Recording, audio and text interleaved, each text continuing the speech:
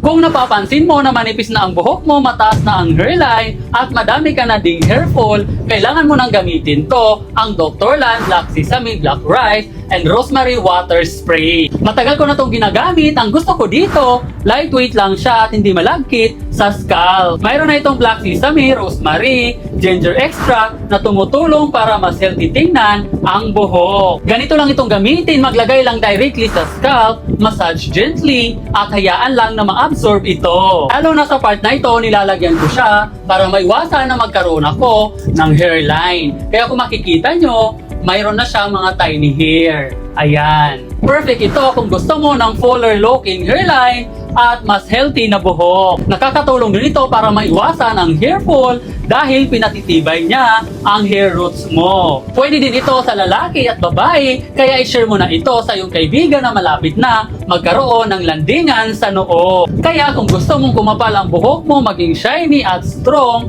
mag-check out ka na nito.